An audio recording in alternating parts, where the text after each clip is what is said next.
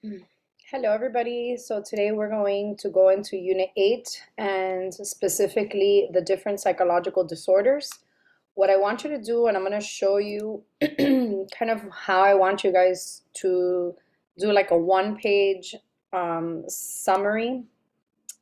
And eventually it should look something like this. It's not the greatest, but it should look like one page. Please, I know it looks like two, but in one page, what I want you to do is kind of create like a flow chart, in which we're gonna start with like the main topics, which would be like specific like the categories that the disorders are given here, how they organize it in the DSM-5. So the first one is going to be anxiety disorders. Some of these we already did in class, but I'll kind of go over all of them. And then, so they're all going to have like specific characteristics that they all kind of have, right? So, like for anxiety disorders, let's say they all have this sense of fear and anxiety, right? So, and then fear is that real or perceived threat, and then anxiety is the anticipation of future threat, right? So then all these disorders that are under this category are going to basically have this criteria of fear and anxiety, and then obviously a little bit more specific to what the disorder is.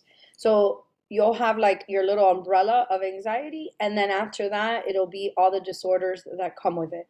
So here, we'll talk about generalized anxiety. What does that mean, like the difference? So then what I want you to do is write the disorder, and then have like the what are the specific differences, right? Like in this disorder, that it's not just fear and anxiety, right? So it'll look something like this. Obviously, I did not finish. This looks like a completed side of if you do all of the disorders under anxiety, and then we'll go into mood, somatic, dissociative disorders, neurodevelopmental, schizophrenic, personality, and there's one more, which is the eating disorders, needed to be included there as well. Okay, so as we go, if this works, if there's another way that works for you, that's totally fine too. Okay, so for instance, if you wanted to look something related to like the paper that I gave you guys, you're more than welcome to do that. I mean, this one gives you a lot of information. You're just going to want to include some more info as we go, because there are some disorders that are not here and that you do need to know. Okay.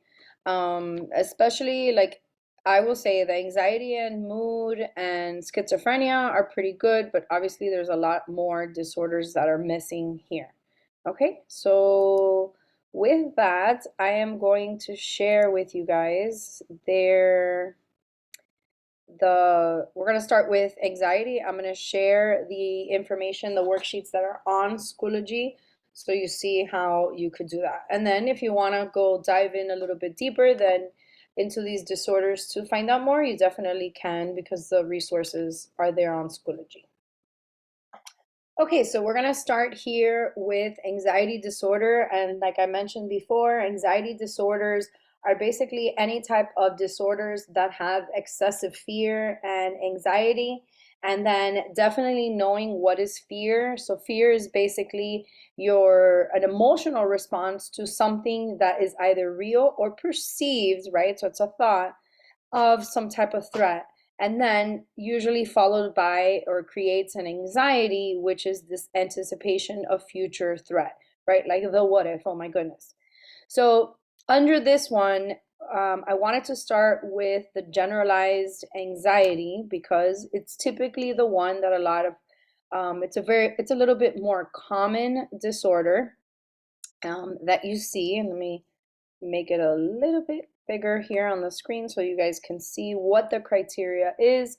Just so you guys know, the DSM-5, what it will have, it will look something like this. It's a little bit more detailed. I'll show you one, like the actual DSM-5. It'll have this criteria. This is the code. This is basically what doctors would use to diagnose a patient. Okay, and generalized anxiety is exactly that. It is just excessive anxiety and worry and fear but it needs to happen in different parts of your life. It's not just one thing. And then it has to last more than 6 months, right? We talked about this in class, in which a lot of times we all face this, but once the stressor is removed, then we kind of move on and we're fine. This is like constantly worried and fearful of just about anything that comes, any type of stressor that arrives in your life. Okay. And then we're gonna go into, we'll start with panic disorder. And it's again, it's that same idea of fear and anxiety, but it is followed by a panic attack. And these panic attacks are usually are physiological. Um, and it's an all of a sudden fear that they can't control. And many times you see it in that their heart is beating. It feels like they're having a heart attack. They're having trouble breathing, but it could also be other things. You know, this sensation of choking, like they feel like they're choking, they can't swallow. They start sweating. So it's a physiological response, and it is actually really, really scary for a lot of the people that um, have panic disorder. And then it, of course, it creates like this other anxiety because they're fearful that it's going to happen again, right? And then there's a little bit more detail of what a panic disorder could actually look like, so you could always look at that, but usually it's a physiological response in which what you'll probably see in the test. So we have agoraphobia. And then agoraphobia, we talked about, it's this fear and anxiety about two or more of these five situations. So they're actual situations. And many times, so the five situations are anything that has to do with transportation, open spaces, enclosed spaces, standing in a line, being near people, and or just going outside, or just going outside basically of their home, right? So the home tends to be their safe space. All right, and then many times it actually started with a specific phobia. So a specific phobia is just the same thing, fear and anxiety, but it is to a specific object or situation. Okay, as opposed to agoraphobia, it has to be two or more situations. Then we have social anxiety disorder, and this is fear and anxiety, but it has to deal with social situations. Um, and then, so, you know, you could look further into these things if you want to like see specifically what would be the criteria for all of this, but it pretty much the summary of that. Then we have the post-traumatic stress disorder, and this is the one that I've said is really a little bit more complicated because like a couple things need to happen, as you see here, where you see like A, B, C, and D. It's kind of, that's what they're looking for specifically, and it's really detailed. But the main thing for post-traumatic stress disorder is that there needs to be some form of trauma, an event. It could even be just watching something, you know, seeing something happen in front of you. So it could be anything that creates a trauma for the person. And of course, trauma is perception. And I was actually listening to a podcast, and they were saying that um, the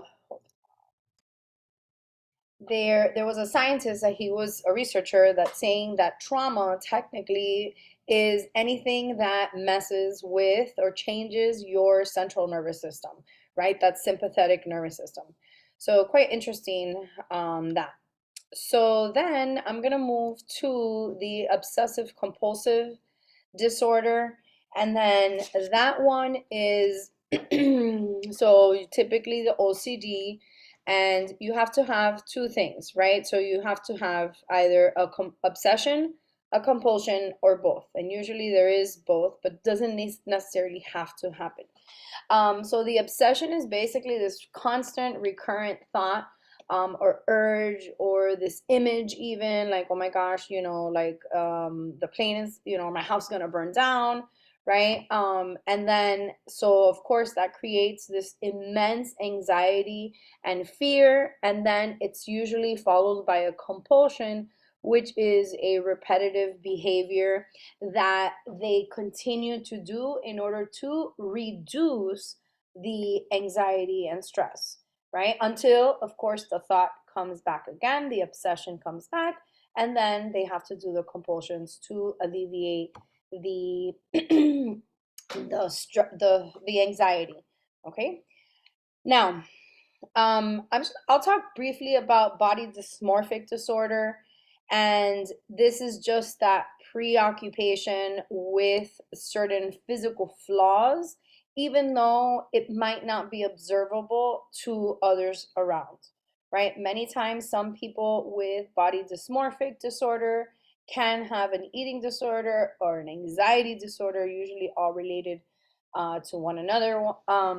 So quite interesting. Now, what I want you guys to add a little bit on anxiety, because you do need to know how do we explain or understand these disorders from different perspectives. So we'll start with the behavioral perspective, and they believe, again, that some of these anxieties and fears, specifically fears, come from like classical conditioning, right? Like me, if with the dog thing, right? Like if I would have stayed obsessing over this dog and fear, then I could create a specific phobia to large dogs, right? So that could be classical conditioning. It could also be operant conditioning, in which there's some form of a reinforcement or punishment that creates this anxiety or fear. Another one could be observational learning, right? They learn from watching others, which can create this anxiety and fear, especially if you're in an environment that they're constantly talking about, oh my goodness, the house is going to burn down, the house is going to burn down. Like, so, like whatever it is, usually what they're saying, latest research is that if your family, if your parents have anxiety, it can be something that is either the kid watches it, or it is also genetic. And of course, cognition has a big role in this, because it's your thoughts that usually drive the anxiety and fear. Now, there is a biological perspective on this when it comes to anxiety. And one of the biggest things, especially when it comes to like evolutionary, is that anxiety is a good thing, because it's your the sympathetic nervous system that kicks in for fight or flight, right? Humans are meant to survive. Um, so there's this link between this fight or flight that causes the anxiety, which eventually, it's for survival. But if there's too much, obviously, it is not useful for us. There is genetics, that there is some genes, they say, that appear to be expressed with like typical anxiety disorders.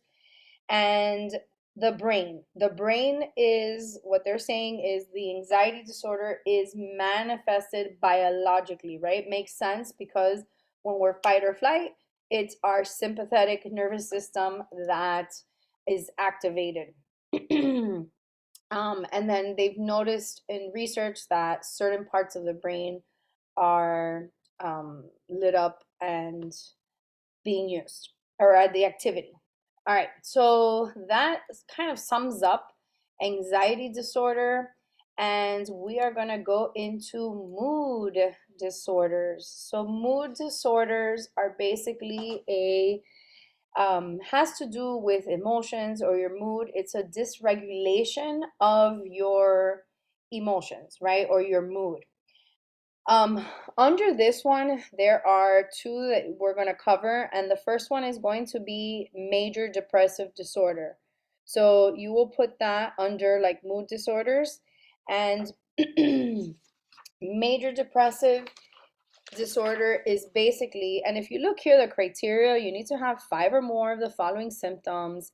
If you notice, you will see on the DSM-5 behaviors that are typical, like anxiety, right? We all have fight or flight.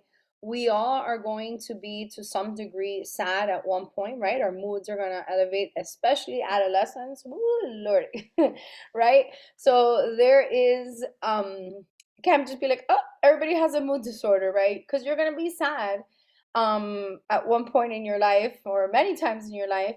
So that is why there has to be a little bit more than just, oh, one day or a month sad. Okay, so there has to be five or more of these symptoms. I am not going to go over them in super details. They're here. If you want to write them all down, you can. What I'm just going to discuss is basically there needs to be at least one of these symptoms of depressed mood, right? Like immense sadness, or a loss of interest or pleasure in something that they used to love, right? And then here you'll look at, you see there's like depressed mood, there's no interest, either significant weight loss or weight gain. They can't sleep, right? That's insomnia. Hypersomnia is they sleep a lot more.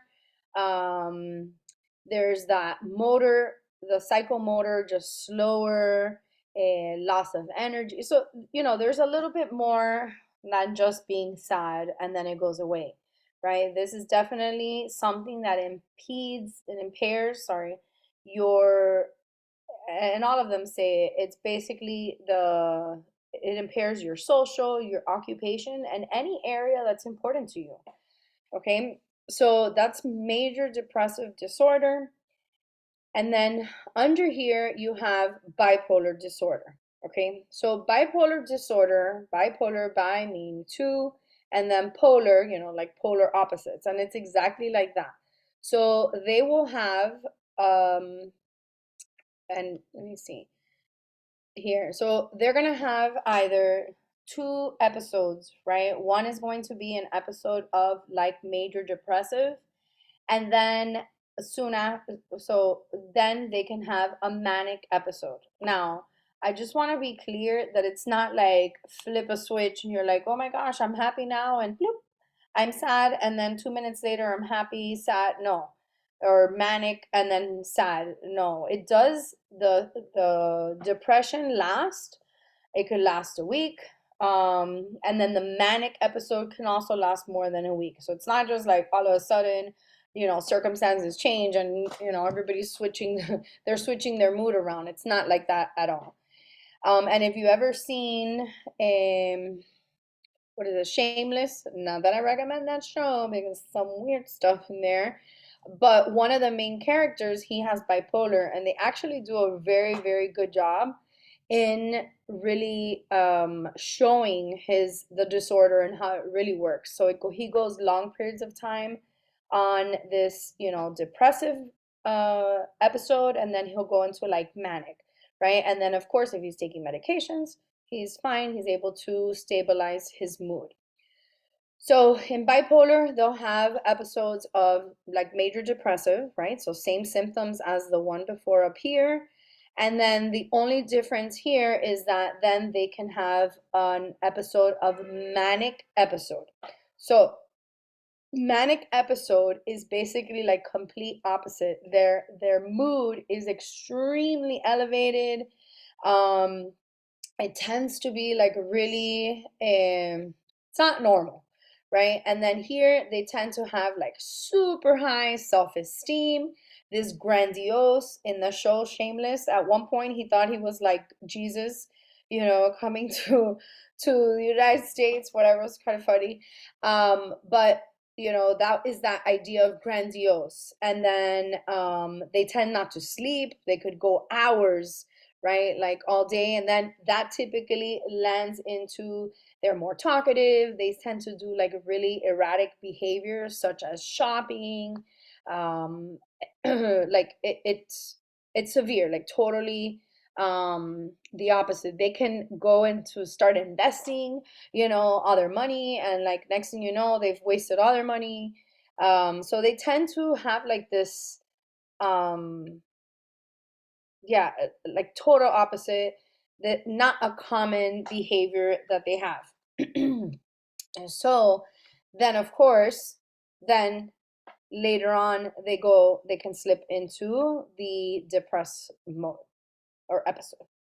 Okay, so that's basically it on mood. Um, Understanding mood a little bit. Obviously, there is some behavioral and cognitive changes that happen with this disorder, with any type of mood disorder. Um, let's see, therapy is extremely effective when it comes to mood disorder. It can definitely be usually it is with medicine, like SSRIs are used for mood disorders.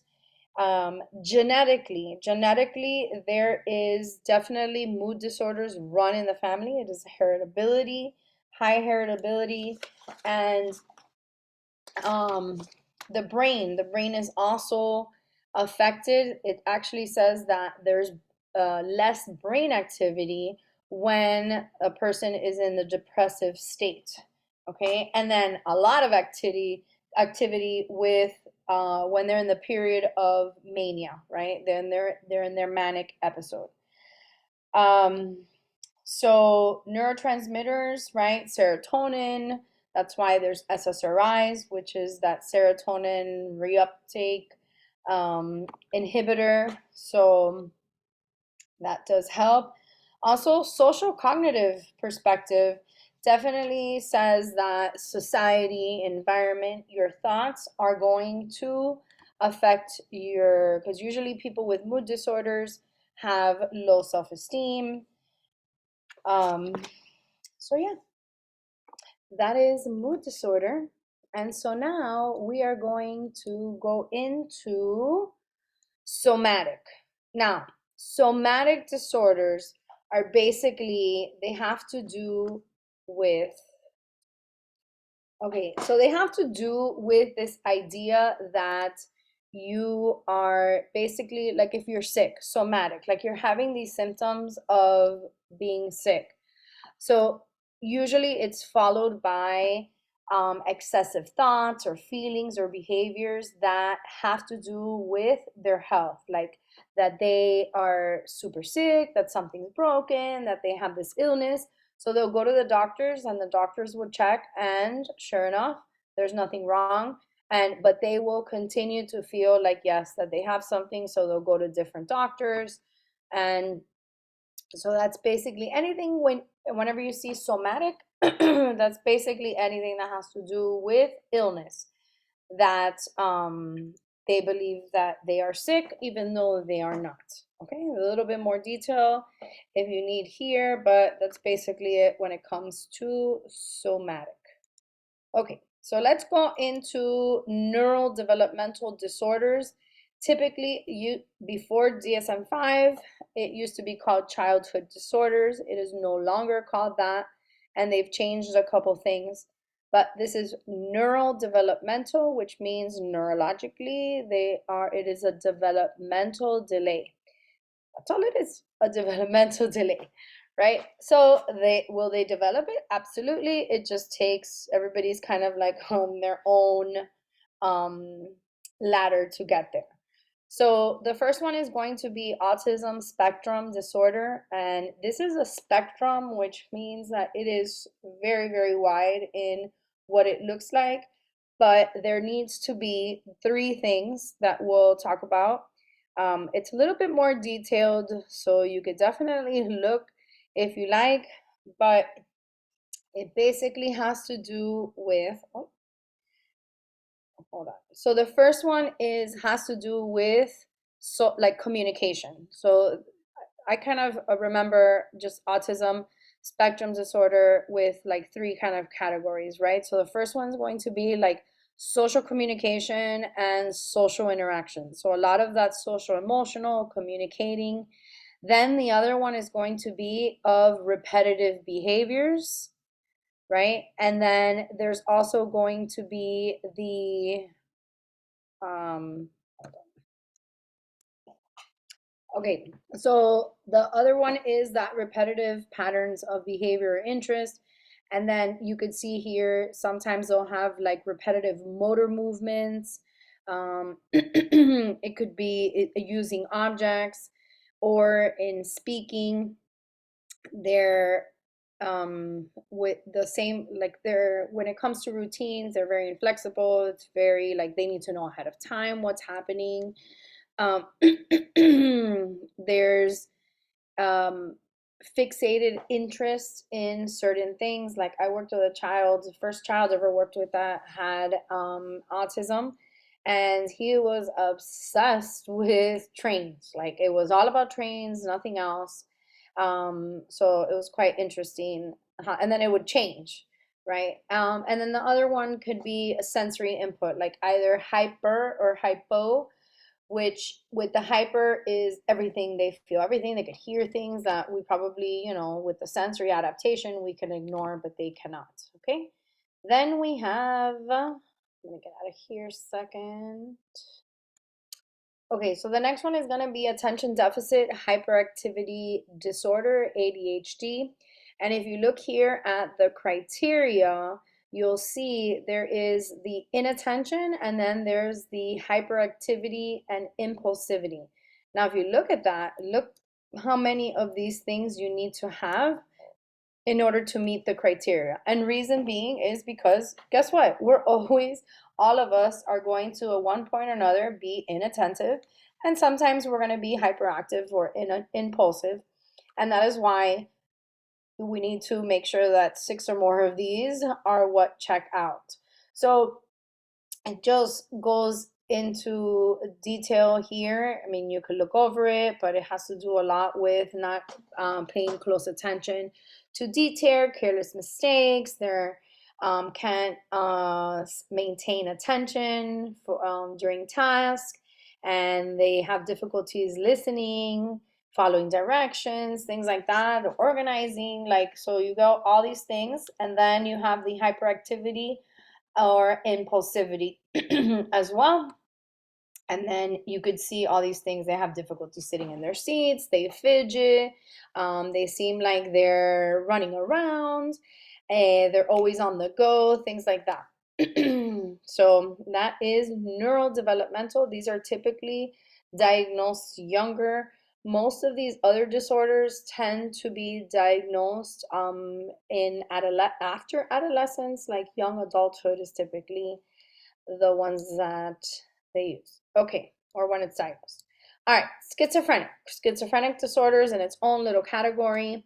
And we watched this great video, I hope you did watch it, of the lady with schizophrenia. And I think she did a great job really explaining what is schizophrenia and what it could look like. So one of the biggest things is delusions, and delusions is just the thought. It's a thought that something is, usually it's like they're attacking you or they're going to harm you, and it can be like they're not seeing it. This is just a perceptual thing, right? They perceive a situation as dangerous usually. Then they'll have hallucinations, and these hallucinations can be anything sensory. So we talked about it in class, which it could be, usually it's auditory or visual, and but it can be the other senses of touch, taste, and smell. And I actually worked with a child that he had, well, hallucination, right? He wasn't diagnosed schizophrenic yet because he was too young, but he was having an hallucination in the class that the devil was there, that he could see the devil. So that was like really scary for him specifically, and obviously for us because we wanted to make sure that he was safe and trying to keep him safe. But the reality is that he really did think that that was there in the class, and it would pop up, as we're walking or in the class. So very, very scary moment for sure. And then they also have the disorganized thinking or speech. And in that video, she kind of said that, just kind of random talking as she's retelling her story. She wrote down some stuff, and you could tell like it just didn't make sense, right? It was just a bunch of words all put into one sentence.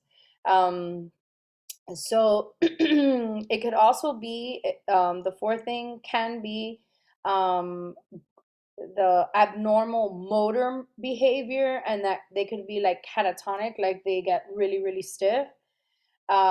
So that is one of the things that can also happen. Now, schizophrenia. Schizophrenia is one of those things that definitely biological approach tends to be the one that addresses schizophrenia because it is genetic. It has a high probability of heritability, but there is no known cause for it. They do say it is a combination of genetics and environment, just like the diastasis stress model, in which, like you have a predisposition to a disorder, and the environment kind of triggers it. Um, Definitely, you're not diagnosed. They typically don't diagnose schizophrenia until after the late teens or early 20s. Um, and there could be different levels of schizophrenia. And so, like the lady was saying, that she has that, I forgot what she called it, but she had like the most severe one that they basically told her that she was not going to be going anywhere, that she was going to be living in a hospital for her whole life. And so that's schizophrenia. That video, if you have not watched it, it's really good. Watch it. She really does a great job explaining that disorder. And we're gonna go to dissociative disorder. And this is the really kind of took off in our society, which is the dissociative identity disorder. But let's talk about dissociative disorder real quickly. Okay, so dissociative disorder is basically your a disruption in your conscious awareness, right? So you kind of like dissociate, like it's kind of like a detachment of the self. And usually a lot of people say it has to do with coping mechanisms. But we kind of all, to some degree, have um had a dissociation of ourselves, kind of like when we're daydreaming and kind of can see us from afar type thing. That is not dissociative disorder, but it's like that feeling of like total disconnect from reality. Now, dissociative identity disorder, DID, which used to be what was multiple intelligence, no, multiple personalities, which there's no such thing as that in the DSM-5 anymore. It's called dissociative identity disorder. And this is when there's a complete dissociation of the self, like consciously, right? You're not even aware of this. And then typically they create these two or more distinct identities, that they're going to have their own voices, their own way of like delivery, the way they dress, all of that, right? So there's a lot of skepticism when it comes to DID. Some people say it could be like an extreme version of ourselves, right? Like the different personalities that we have. This is just an extreme version. But there's also research that shows that people with dissociative identity disorder actually have, like, their brains have completely different chemicals. The firing changes completely. So it's interesting. It's kind of one of those things that are really hard to diagnose, actually. So it's not as common as what we see out on there. I'm not sure what happened. I think it had to do a lot with that movie. I forgot the movie, but which is, by the way, totally extreme and not what is dissociative identity disorder. But it's definitely a lot of questions, a lot of skeptics around this. And I think that's pretty much it when it comes to dissociative identity disorder. Just this is the one that you need to know. If you want to look further because this interests you, you can. All that information is here. So I'm gonna stop a second because we're gonna go into the eating disorders. All right, so here we have it's called feeding and eating disorders, and this is basically just maladaptive behaviors that center around food intake or even avoidance, Okay, and then the first one we're going to get into is going to be anorexia nervosa. And this is the one that there is typically an intense fear of gaining weight. And then there is typically a distortion of body image. So there can be some body dysmorphic um, disorder there as well. So they tend to restrict. So anorexia is more like about restricting, and they may not eat. Okay, so typically anorexia, they don't eat or they eat very little. And there's definitely a lot of control when it comes to food. So that's anorexia. Usually the weight can start diminishing, but there's been a lot of research recently and a lot of controversy actually when it comes to eating disorders because of the weight, right? So there could be people that are anorexic and look like they're fine. They look normal, right? Like what would normal be? A lot of times in movies, they have this idea that they have to be really, really, really thin in order to have anorexia, and that is not true at all. Okay, then we have, so this is what actual DSM-5 would look like, by the way. So very wordy, lots of information in there. Um, and we're gonna go to the next one, which is bulimia nervosa. So bulimia is very similar when it comes to anorexia, right? So there could be some restricting, but then there's going to be a binge, right? So they, because they're hungry, they will overeat, and a binge eating is basically that they're eating a large amount of food at a short period of time. And then typically after the binge is it's followed by a maladaptive behavior of either throwing up or removing the food some way or another. Okay. So that's the big difference. Anorexia is like very much restricting and they don't take in as much calories and food. And bulimia is the same thing. They are going to restrict, but when they do eat, they're going to binge. And then after the binge, they typically will try to remove, by throwing up, taking laxative, medicine, something like that. Okay. So usually that's followed with that. And then the next one under eating disorders is going to be binge eating disorder. So very similar like the rest, you could have periods of restricting and then followed by binging the food because they're hungry and your body needs food. And so, but the difference with binge eating is that there's no getting rid of the food. So they'll have the binge and then they will not purge it. Usually that's, throwing up. They will not purge the food. So binge eating, and you'll see they're very similar in the sense of kind of all the three of them have the same kind of behavior with restriction, and then there's a binge, and then with binge eating, it's just no purging. Okay, and that's basically it when it comes to the eating disorders that you need to know. And last but not least, my favorite, personality disorders, right? So personality disorders have to do with people's personalities. Okay, and it's quite interesting the way that they divide personality disorders because they divide it into clusters. You have cluster A, B, and C. Cluster A, so you might want to like divide this in your, because it's a good way to remember. Cluster A is basically any type of behaviors that are odd or eccentric. So these are your really odd and eccentric people.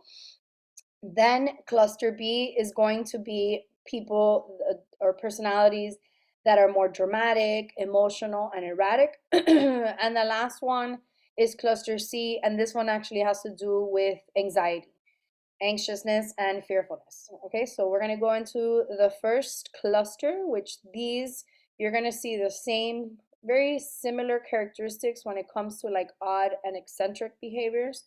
So the first one is going to be paranoid personality disorder. And then this one is just exactly what it means, that they are suspicious, they don't trust anybody, they feel like people are following them, they're out to get them, right? There's a little bit more you could look at. They think that people are always attacking them. So that's that one for paranoid. Then we have schizoid personality disorder. And this one has a lot more to do with social relationships, in which they do not have any social relationships. They tend to be the really odd people. Even people in their family, they do not, they don't have a close relationship with at all. Okay, so this one, schizoid, is more of social relationships. And then schizotypal is that they have social and then interpersonal deficits marked by acute discomfort, right? So here, there does have to do with relationships, but they tend to be like their behavior tends to be really odd, right? So they believe in like these odd ways of thinking. Their perception is really off. They can be suspicious, right? Their behavior, this one is like really, really eccentric, right? Okay. Then we have cluster B, and I will say typically they don't use this too much.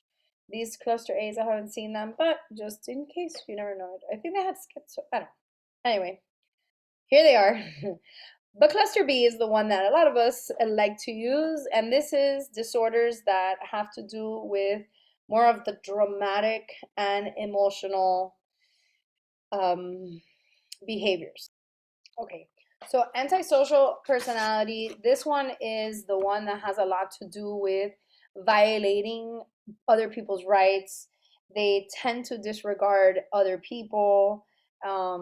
They typically are have problems with the law, especially when they're younger. There could be like some defiance, and they can be aggressive. So this is typically your rule breakers that are willing to, break the law, do whatever they need to get their way.